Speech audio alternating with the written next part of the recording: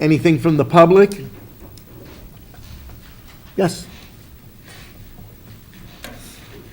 Please state your name and where you're from. First, I'd like to thank the commissioners for this time. My name's Warren Schaub. I would like to address the concerns that stem from a private transportation company's public reported record of non-compliance with regulations meant to ensure the health and safety of the public at large. I have observed over the last 18 months a failure of federal, state, and local government to enforce the laws and regulations that we already have in place. However, along with that, I have observed an enormous lack of reporting from those that are directly affected by the breakdowns and other interruptions of service. Enforcement and oversight work, but these are tools utilized by agencies that operate off of reported incidents. The vast majority of people utilizing motor coaches for transport are unaware of which agencies have oversight, nor do they know what information is required to file a complaint. There is no federal, state, or local agency that will utilize Facebook, Yelp, TripAdvisor, Instagram, or Twitter as a source of actionable information. How many people sitting here right now know about the PUC, or the FMCSA, or the BPT, or DOT's OIG? Stumper, right? This company has 132 CFR violations in the last 24 months, and 24 vehicles towed back to their property so far this year. That's an average of 1 every 10 days, and a statistic that the FMCSA is unaware of. We acknowledge the need for public transportation, although not utilized by all people, is a civic need. We support it through state and federal funding, more specifically Pennsylvania's Act 44 of 2007 and Federal Program 5311. Carl R. Beaver Tourways has accepted over $11 million in funding between 2007 and 2016. This company now has $3.9 million listed in judgments and liens at the Prothonotary. All this public information that not only informs, but guides decisions regarding a person's transportation needs. So why am I here? This stuff has already happened, and your board can do nothing about private industry. This is mostly public information that I've already passed on, so the board can make decisions based upon fact. Any personally observed information that I'm presenting as fact has been documented on a YouTube channel called CROW, the Concerned Residents of West Walnut, CROWW. The sources and links are all posted to a Facebook page called Crow Kutztown.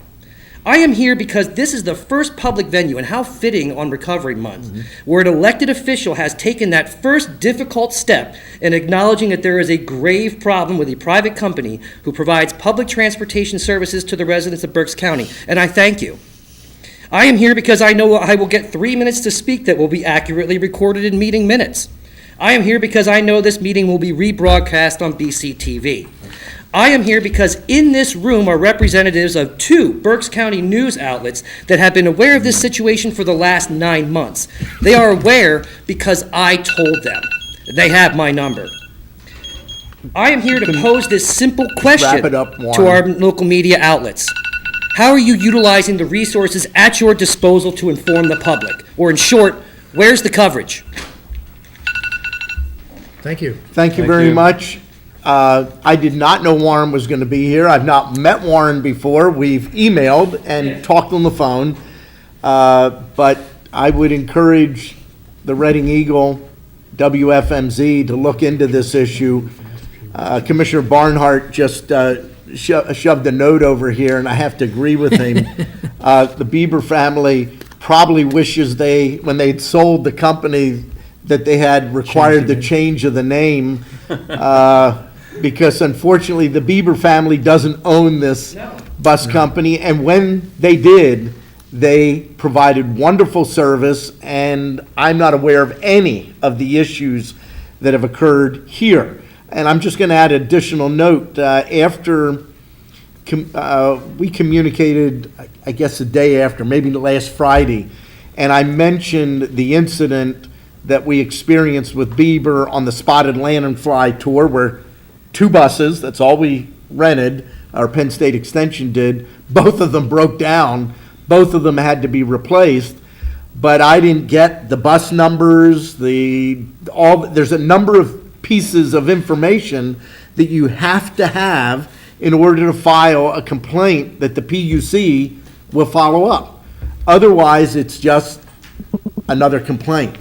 So I appreciate Warren and the detail that he has provided, and I would encourage both of our news media, and you guys are great. You're here virtually every single week. I think this is a story that needs to be looked into.